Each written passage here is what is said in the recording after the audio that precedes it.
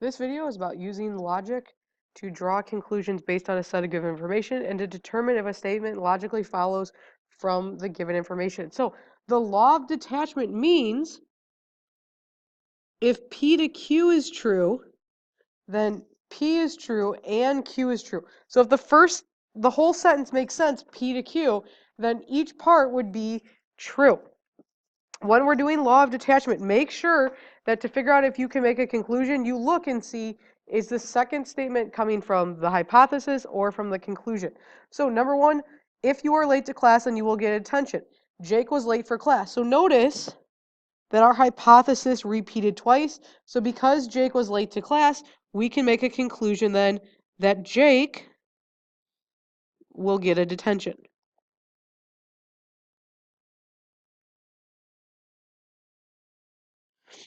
Number 6, if you like country music, then you like to line dance. Nick likes to line dance. Now, the problem with this is line dance, like to line dance, is a conclusion. So just because Nick likes to line dance doesn't necessarily mean that he likes country music. We can't go backwards. We can't say, well, the conclusion is true, so the hypothesis is true. So in this case, because we are given a conclusion and another conclusion, we can't make another conclusion. So no conclusion can be drawn.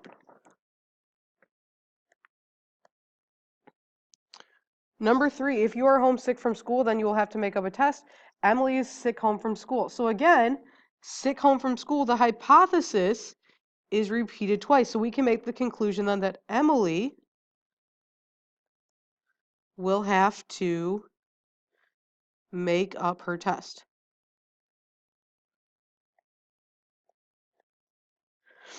Number 4, if a team scores the most points, then they will win the football game. Warren scored the most points. So again, most points and most points is showing up twice. So we can conclude that Warren won the football game.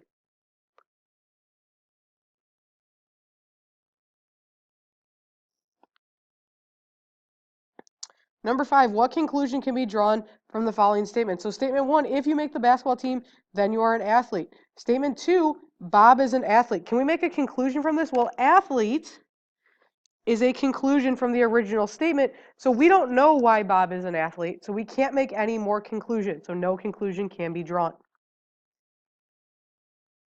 So the law of syllogism means if P to Q is true and Q to R is true, then P to R is true. So if one thing happens that leads to another and that thing leads to another, we can say the first just leads to the last. So for example, if you can read music, then you can play the guitar. If you can play the guitar, then you can keep a beat. So play the guitar was repeated twice, so we can take that out and we can just conclude if you can read music,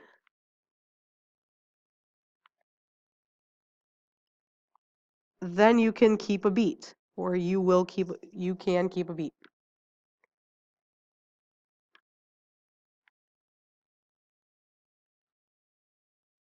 Number 7, if the sun is shining, it is a beautiful day.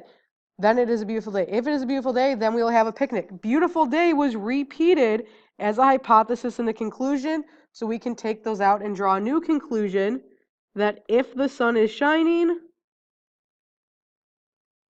then we will have a picnic.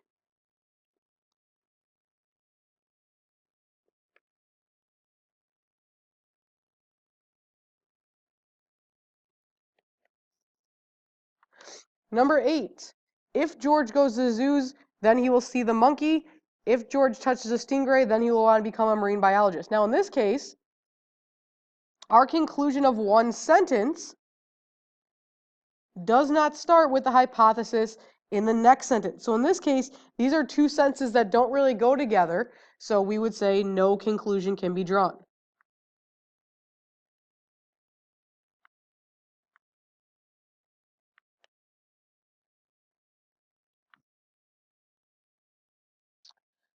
Number 9, what conclusion, if any, can be drawn from the following statement? So Jimmy is on the cross-country team, then Jimmy will run the race. If Jimmy runs the race, then he will win the race.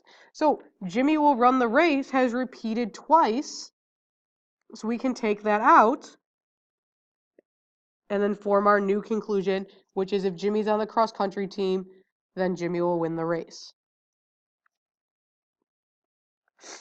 Determine whether statement 3 follows logically from statement 1 or 2. So if it rains, then practice will be canceled. It rained Tuesday. So rains and rain, the hypothesis goes together. So we can logically conclude then that practice was canceled on Tuesday. This is true. Number 11, if Nick takes driver's ed, then he will get his license. If Nick gets his license, then he will buy a truck. So can we conclude if Nick takes driver's ed, then he will buy a truck? Yes, because get his license can be taken out of both sentences. So this is also true. It logically follows. Number 12, if Pam hits the bullseye, then she'll be the darts champ. Pam is the bullseye. It is the darts champ, so Pam hit the bullseye. This statement's false. Just because she's the champion goes with our conclusion. So we don't know why she's the champion. We just know that she is, so this is false. We don't know if she hit a bullseye. The fastest runner will win the race. Jill is the fastest runner. Jill won the race. This is true because fastest runner and fastest runner. So that means they'll win the race, so this is true.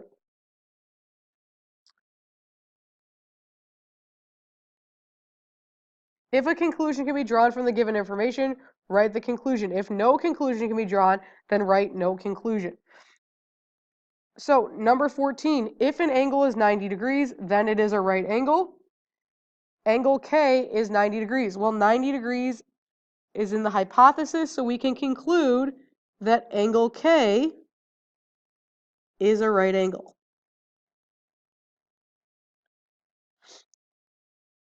"15. If Jim leaves early, he will be on time to school. If Jim is on time to school, then he will have time to talk to his friends." So being on time to school was repeated. So we can draw a conclusion then that if Jim leaves early,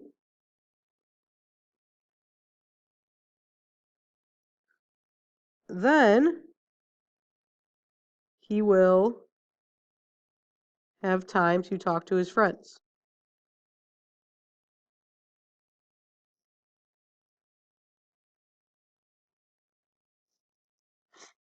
Number 16, if Nick takes the kids to the zoo, they will see the monkeys first. The dolphin show costs extra. We're not really sure how those two things combine, so this would be a no conclusion. If Jen speeds in her car, then she will get pulled over. Jen drove 80 in a 55, which means she was speeding because she was going faster than her speed limit. So we can conclude that Jen will get pulled over.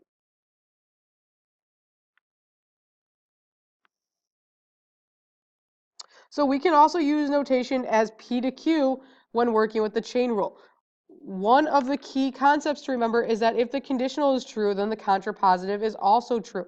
This means if P to Q is true, then not Q to not P is also true. So write the true contrapositive for each statement.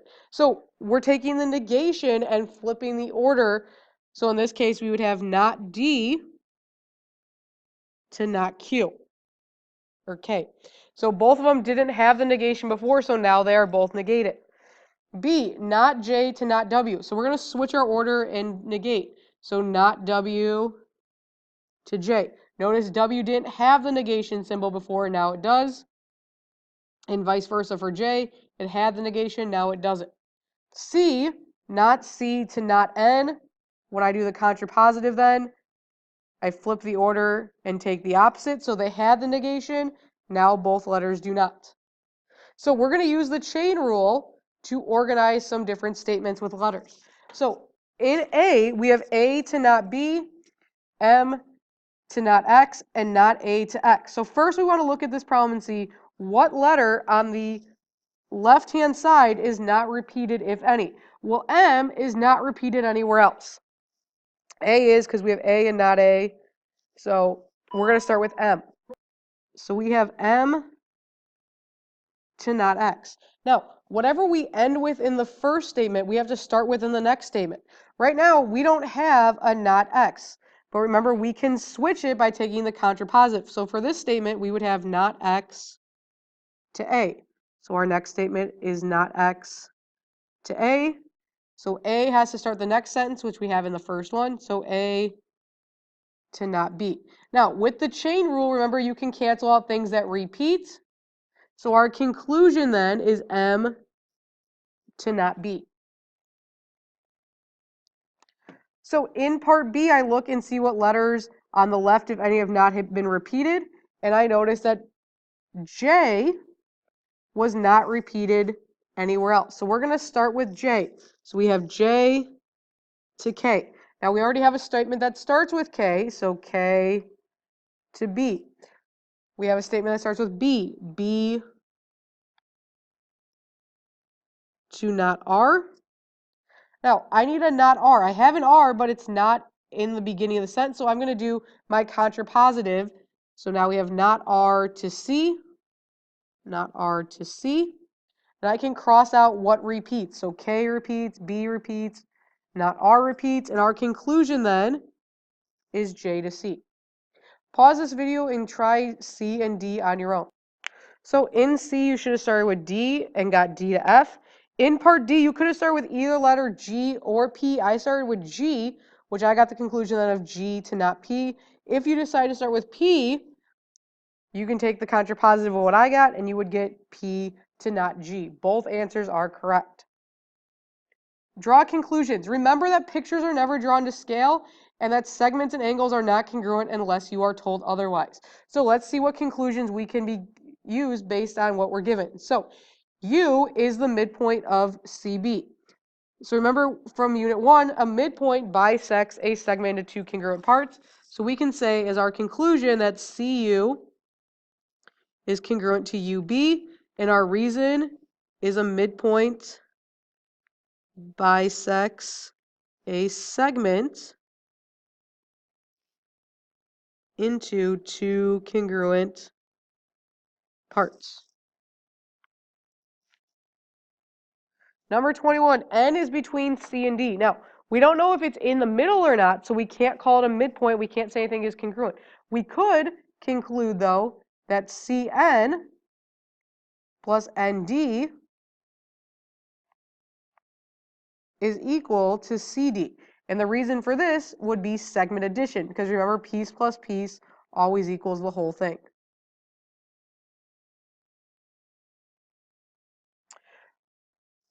Number 22, BE is perpendicular to AR. When things are perpendicular, this means that they form right angles. So for our conclusion, we can say BEA and angle BER are right angles. Our reason is that perpendicular lines form right angles.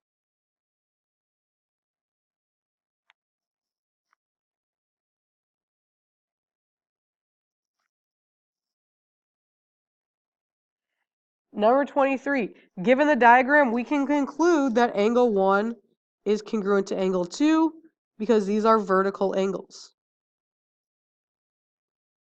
Okay, remember that vertical angles are congruent. Set up an equation that represents each situation. Do not solve, justify why you decided to solve the way you did. So in number 24, we have two linear pairs and we have congruent angles already, which means if the other angles are congruent, then the angles with our variables also have to be congruent. So we would set up the equation 12x minus 3 equals 8x plus 27. Okay, and our reason is that if linear pairs have one congruent angle,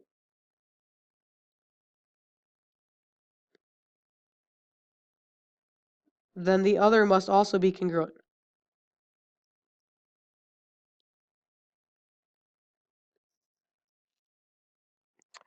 Number 10, notice that I have perpendicular lines, so I have right angles. So I could set up the equations 10x plus 5y is equal to 90, and 14x minus 2y is also equal to 90. And our reason is that right angles are 90 degrees. Number 26, when I'm setting up an equation, this is forming a straight line, which remember has 180 degrees. So x squared plus 50 plus 12x plus 56 is equal to 180. And my reason is that the two angles form a straight angle,